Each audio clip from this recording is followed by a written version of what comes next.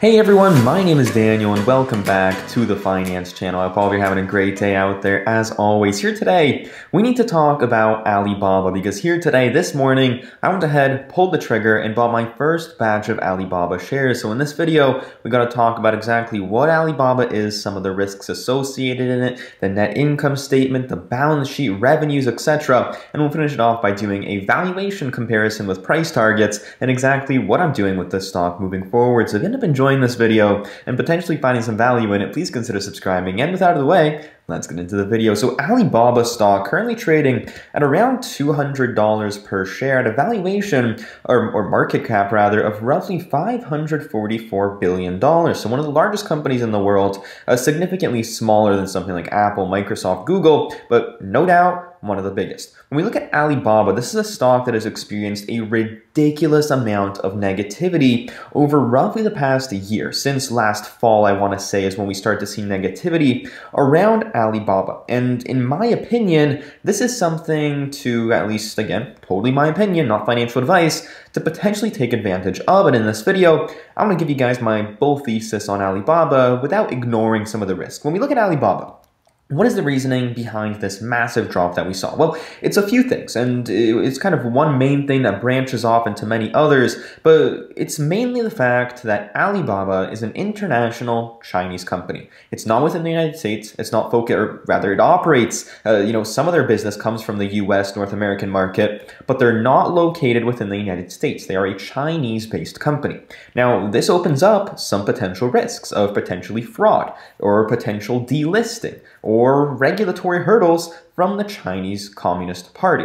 Now, when we look at Alibaba as a company, I think it's great. And we'll go through that in a moment here, but let's tackle these three issues here first and foremost. When we look at Alibaba, the first thing I want to tackle here is the potential for it to be delisted. Obviously, there was a lot of talk back in late 2020, early 2021 about Chinese stocks potentially being delisted from the NASDAQ and the New York Stock Exchange. When we look at Alibaba, this is something that would significantly decrease the share price of the company. Why? Well, again, they're a Chinese company listed within the US. If it gets delisted, a lot of exposure within the US market from US investors has to get liquidated. They gotta sell, potentially driving the share price down. Now, that doesn't mean anything changes with the company, but it means North America as a whole can't easily buy into Alibaba, which would cause a lot of downwards pressure. Now, when I looked into this a little bit more in depth, I found out that the main reasoning behind kind of potential delistings of these Chinese companies was auditors. Do these companies have valid auditors? Are the auditors reputable? Well,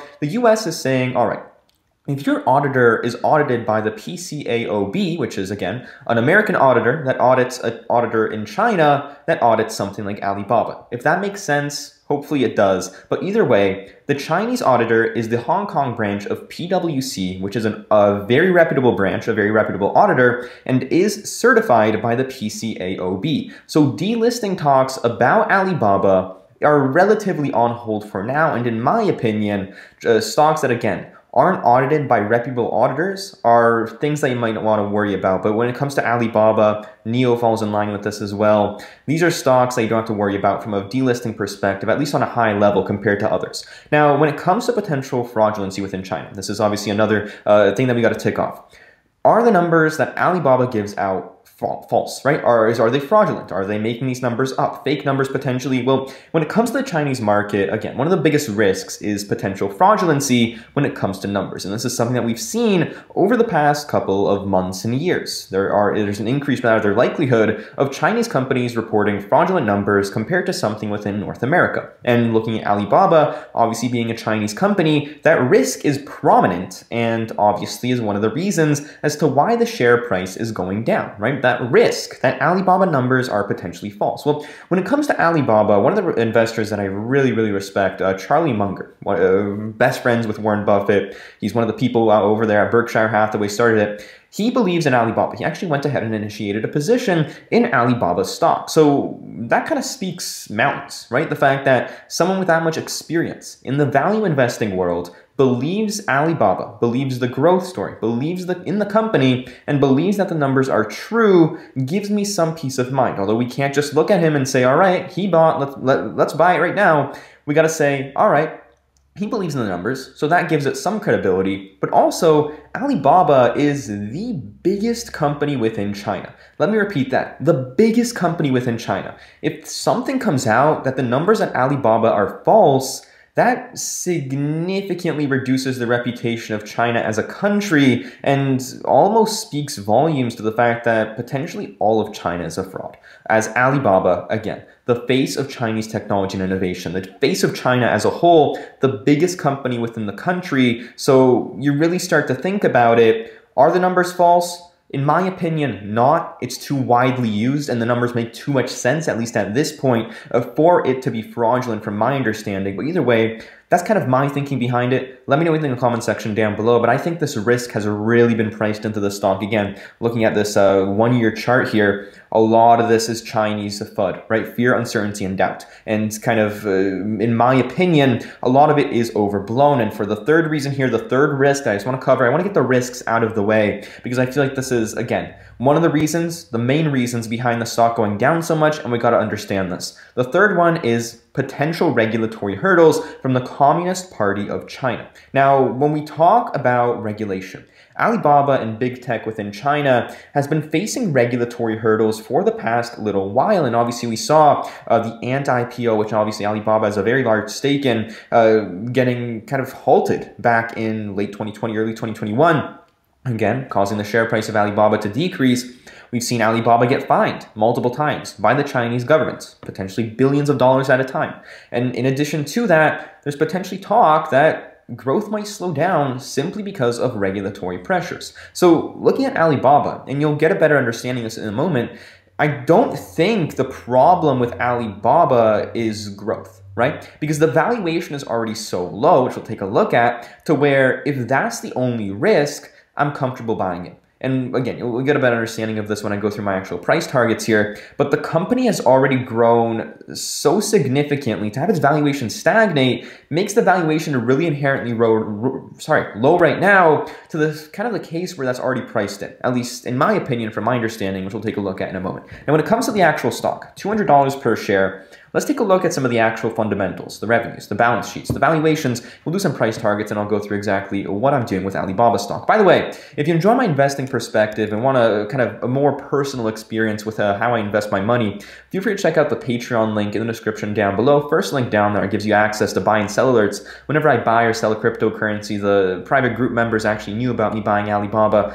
over the weekend and I bought this morning. But either way, feel free to check that out, exclusive content, weekly live streams, etc. Thanks for the support. Now, when you look at Alibaba, this is a company that has managed to do two things that I really do respect as an investor. Number one, maintain growth, and number two, amidst that growth, maintain profitability. One of the most important things that I look for is a company that is or potentially can be profitable. The fact that Alibaba has managed to sustain ridiculously high growth levels of, again, we'll take a look at this in a moment here, but the average growth at Alibaba over the past 5 years has been over 40% compounded over the past 5 years. On top of that, managing to maintain that profitability makes me very confident, and it really de-risks the stock from that perspective. But again, you see gross margins here. This is in US dollars here from year ended March 31st, 2021. Their fiscal year is, I want to say, 9 months ahead.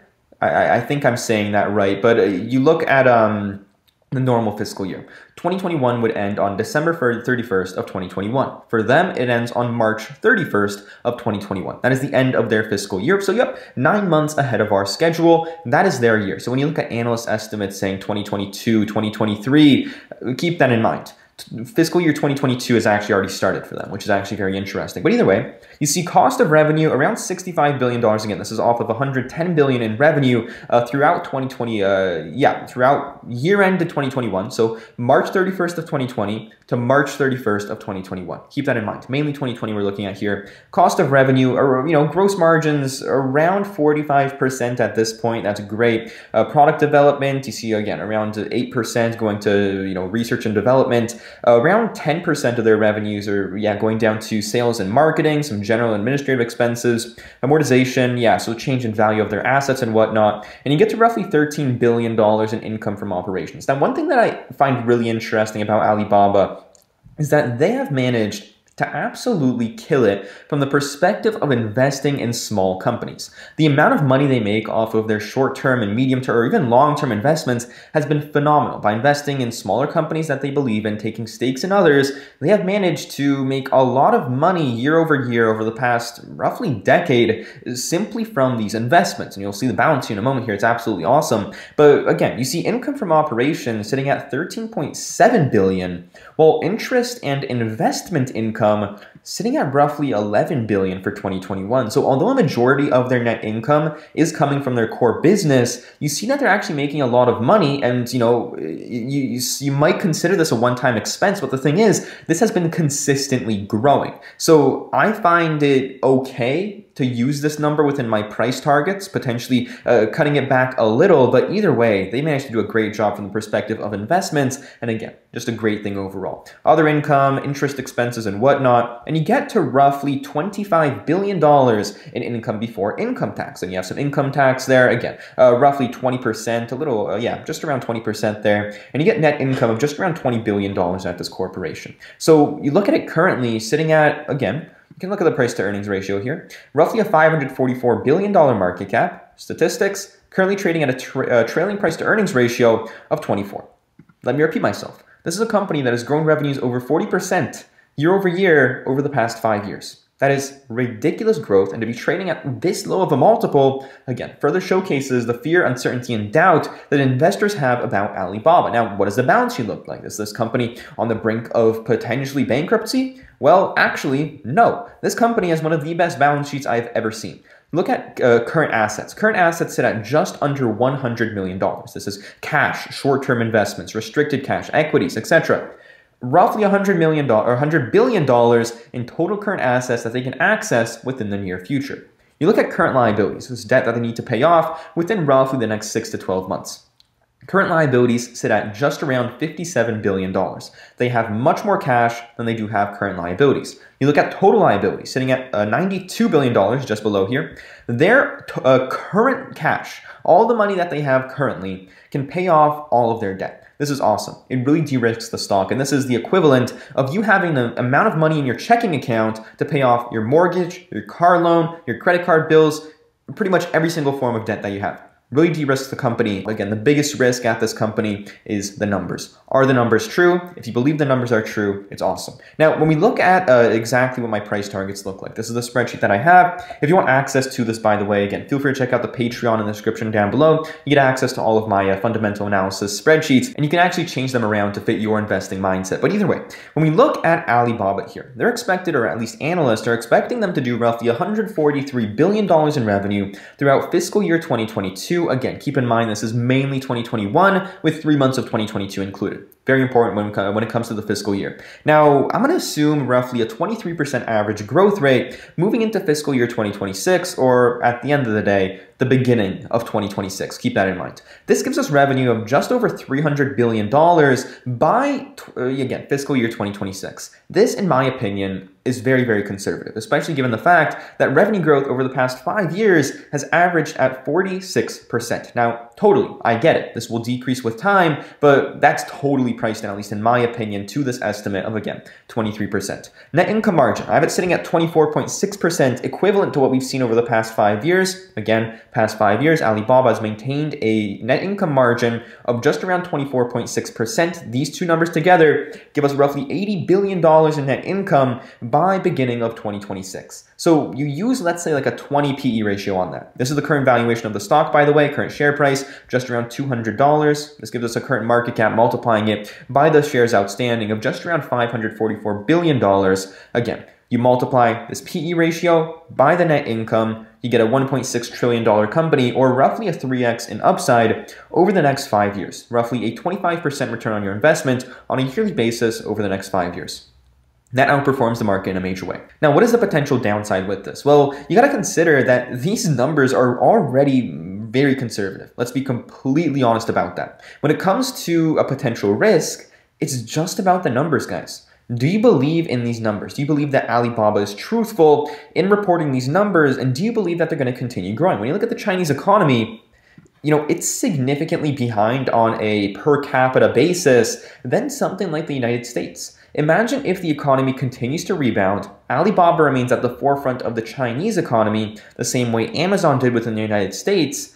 This has a lot of potential to outgrow this 23% growth rate. So if something, I think I'm being a little bit conservative with these estimates, which, that's completely fine with me. If I can get a 3x on my investment with very minimal risk, that's great. And again, I say risk from the perspective of them potentially underperforming. The risk remains that this is a Chinese company, and we'll talk about that when I go through my position sizing. But you look at, again, a PE ratio of 20, the stock's probably not going to trade any lower than that. They're currently trading at a PE ratio of roughly 22. So again, assuming a bit of a decline there as the company will mature, less growth in the future by 2026.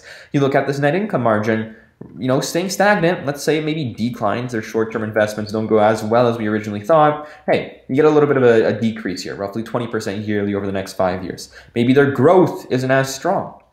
A double up, I look at this company and I see opportunity. There's no reason for me not to invest in this as long as I believe in the numbers, which I personally do believe in. And this leads me rather to my next point. What am I doing with Alibaba stock? Am I buying? Am I selling? Am I holding? Now, I made a video over the weekend for Patreon members talking about different stocks that I'm buying, and they all fall under a certain category that Alibaba does. But looking at this company, I love the growth story, I love the numbers, but the only risk is potential fraudulency. And as that is the only risk, and although it is potentially somewhat lower than originally expected, it is definitely higher than something like an Apple, Google, Amazon, or Netflix. When you look at Alibaba, that being the only risk, it doesn't prevent me from investing in the company, but it personally at least prevents me from making it a massive position. Alibaba currently sits at just around over 1% of my portfolio. I didn't add too much, but I do plan on adding in the near future. Now I'm going to let my Patreon members know as soon as I buy more shares, but I love the company, I love the growth story, I'm going to continue buying, I'm going to limit myself probably to 5% with this stock in the near future. I like the growth story. Let me know what you think in the comment section down below. And again, I feel like the only area of discussion and argument and debate within Alibaba is, are the numbers true? If they are, great company. If they aren't, well, any company that reports fraudulent activity is probably going to go near zero. Anyways, thank you all so much for watching this video. If you found some value in it, please consider subscribing. I'll see you all in the next one. Bye-bye.